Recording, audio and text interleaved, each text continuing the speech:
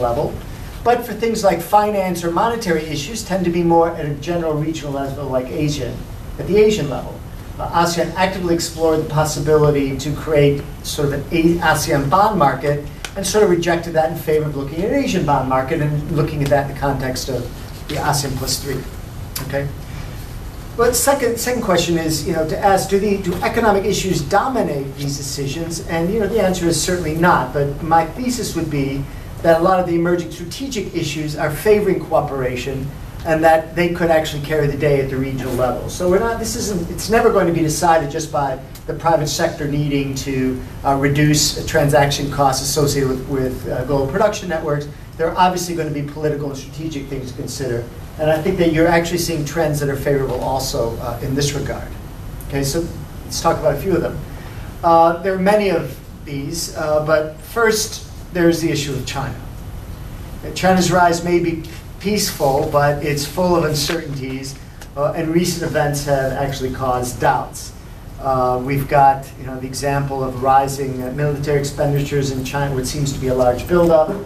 In China, we've had a lot of questions about what's going on with the rare earth and a variety of other things. We've got these actions being taken on the part of China that has made ASEAN increasingly nervous, frankly, about what its intentions would be. And secondly, there's the North Korean issue, and I think that it's actually quite interesting to see what has happened in just over the last few months, that we've had with the U.S.-Korea free trade area, with these discussions, that President Obama and President Lee themselves could not push through chorus at the November summit, G20 summit in Seoul. They went there, it just wasn't possible. There were too many divergencies of issues with respect to the automobile agreement. Then, a few weeks after the G20 meeting, Pyongyang Island gets bombed by North Korea, and within a few weeks, the Korean-U.S. agreement is signed. Okay, so what we've seen here is obviously a recognition of the importance of keeping the U.S. in this process. And arguably, what's going on in China also underscores this usefulness of the U.S. And I think there's a revealed intention on the part of the U.S. In this. And so we've got the supply and the demand that are lining up. Okay, so we've got the supply of the need to have closer Asia-Pacific cooperation lining up for the demand for this.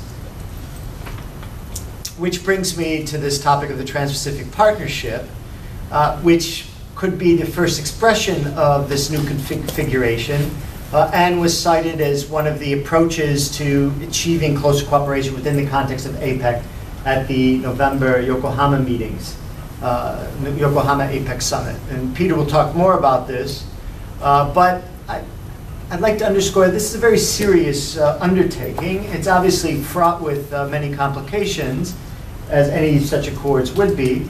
But they have just finished the 5th round of talks, and there does seem to be quite a bit of support for doing this. The U.S. is genuinely interested in this at the highest level.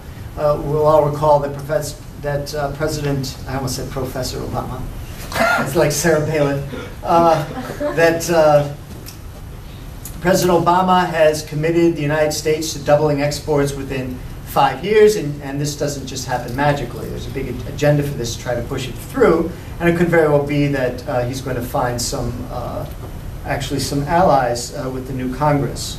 Okay? And it would seem that the other participating countries are enthusiastic, and Japan is considering it, and I would argue that it's going to be very difficult for Japan to stay out of the TPP or this general movement at a time when Korea is being so successful in negotiating these agreements.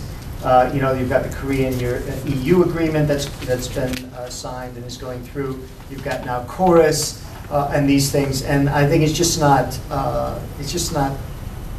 plausible for Japan to stay out of these sort of agreements. So my guess is Japan is going to observe this process for a bit, but eventually is also going to have to join in. And so you could actually see this TPP being an important force, and there's going to be a notable exception of China from this in East Asia. But let's face it, China would not be a candidate for this kind of a grouping in the short term anyway. given a lot of the friction and problems. It's not clear also that China would want to do this. So the TPP seems to be something that is not 100% certain, but it has a likelihood of coming, and I think the ducks are lining up. So let's assume that it does. So what is it going to mean for ASEAN? Well, first of all, several members are in it. Brunei and Singapore were original members of the P4, from which they're building this agreement.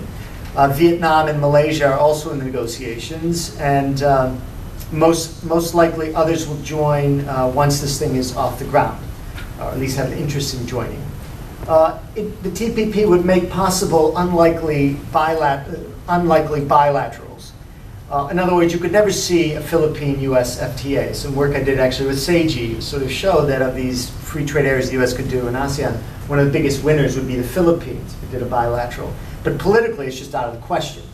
The U.S., from the political point of view, the Philippines would never sign a bilateral free trade area with the United States. But could the Philippines join a regional organization that the U.S. was a member of? That politically would be much easier to do. Okay.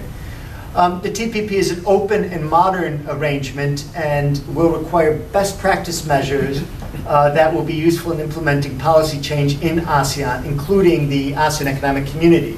A few points here. The ASEAN Economic Community blueprint is still very general, and it needs to be defined much more carefully. And I say the word best practice here with a bit of trepidation, because I think that in many areas in the goods sector we know what best practices are. I think that we do not know what best practices are in the case of the financial sector. I think Sumner said we have in the U.S. we've had these many problems in financial regulation and everything, but let me remind everyone, but we always thought that these things would seem to be best practices. Highly leveraged financial instruments were supposed to be sort of the best practices in fostering industrial consolidation, and that turned into a disaster. We saw, some of the, new derivatives that we've had, or, collateralized,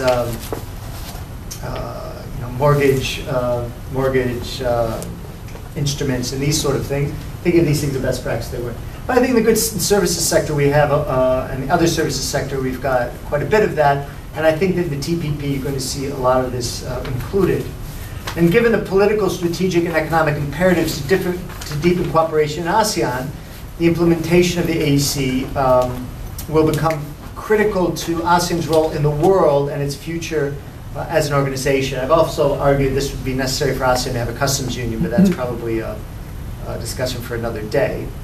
So looking at the economics of the AEC, and I never give a talk at this slide without plugging our